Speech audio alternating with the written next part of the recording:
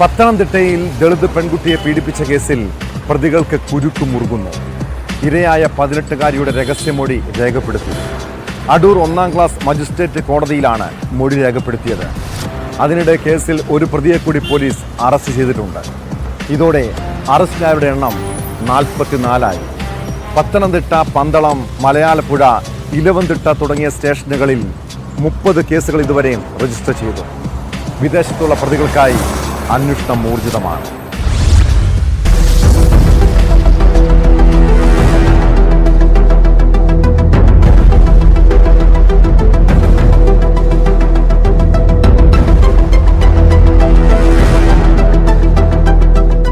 പത്തനംതിട്ടയിൽ പീഡനത്തിനിരയായ പെൺകുട്ടിയുടെ മൊഴിപ്രകാരം കേസിൽ 62 പേർക്ക് പങ്കുണ്ട്.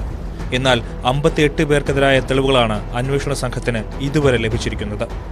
ബാക്കി 4 പേർക്കെതിരെ വ്യക്തമായ വിവരങ്ങൾ കിട്ടിയില്ലെന്നാണ് പോലീസ് പറയുന്നത്. ഇവർക്കെതിരെയാണ് പോലീസ് പോക്സോ ചുമത്തി കേസെടുത്തിരിക്കുന്നത്. കേസിൽ ഇതുവരെ 44 പേർ പിടിയിലായിട്ടുണ്ട്. പത്തനംതിട്ട ടൗൺ സ്റ്റേഷനിൽ രജിസ്റ്റർ ചെയ്ത കേസിലാണ് പുതിയ അറസ്റ്റ് ഉണ്ടായിരിക്കുന്നത്. കേസിൽ നേരത്തെ അറസ്റ്റിലായ ദീപു എന്നയാൾ വഴിയാണ് ഏറ്റവും ഒടുവിൽ അറസ്റ്റിലായ യുവാവ് പെൺകുട്ടിയെ പരിചയപ്പെട്ടത്. തുടർന്ന് ഇയാളും പെൺകുട്ടിയെ പീഡിപ്പിക്കുകയായിരുന്നു. പത്തനംതിട്ട പോലീസ് സ്റ്റേഷനിൽ രജിസ്റ്റർ ചെയ്തിട്ടുള്ള കേസുകളിൽ മാത്രം ഇതുവരെ 27 പേർ അറസ്റ്റിലായി. ഇതിനു പുറമെ ഇലവുംതിട്ട, പന്തളം, മലയാലപ്പുഴ എന്നിവിടങ്ങളിലാണ് മറ്റു കേസുകൾ.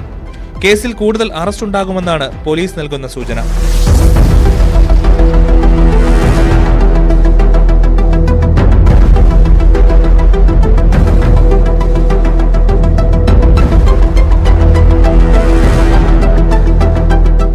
ഇനി പിടിയിലാകാനുള്ള മറ്റ് 14 പേരിൽ ചിലർ വിദേശത്തും മറ്റു സംസ്ഥാനങ്ങളിലുമാണ്. പെൺകുട്ടിയെ പീഡിപ്പിച്ചതുമായി ബന്ധപ്പെട്ട് നിലവിൽ 30ഓളം എഫ്ഐആറുകളാണ് വിവിധ സ്റ്റേഷനുകളിലായി രജിസ്റ്റർ ചെയ്തിരിക്കുന്നത്. പത്തനംതിട്ട പോലീസ് രജിസ്റ്റർ ചെയ്ത ഒരു കേസ് തുടരന്വേഷണത്തിനായി തിരുവനന്തപുരം കല്ലമ്പലം പോലീസിന് കൈമാറി. പിടിയിലാകാനുള്ളവരിൽ ഒരു പ്രതി വിദേശത്താണ്. ഇയാളെ അറസ്റ്റ് ചെയ്യുന്നതിന് വേണ്ടിവന്ന ലുക്കൌട്ട് നോട്ടീസ് പുറത്തിറക്കുമെന്ന് പോലീസ് പറഞ്ഞു. പത്തനംതിട്ട ജനറൽ ആശുപത്രിയിലും നഗരപ്രദേശങ്ങളിലും പെൺകുട്ടി കൂട്ടബലാത്സംഗത്തിന് ഇരയായതായും പ്രത്യേക അന്വേഷണ സംഘത്തിന് വിവരം ലഭിച്ചു. ശാസ്ത്രീയ തെളിവുകളും ഫോൺ രേഖകളും കേന്ദ്രീകരിച്ചാണ് അന്വേഷണം മുന്നോട്ടു പോകുന്നത്. DIG അജിത ബീഗത്തിന്റെ മേൽനോട്ടത്തിലാണ് കേസ് അന്വേഷണം. അതിനിടെ പീഡനം നേരിട്ട പെൺകുട്ടിയെ കഴിഞ്ഞ ദിവസം ബാലാവകാശ കമ്മീഷൻ അംഗം N. സുനന്ദ സന്ദർശിച്ചു.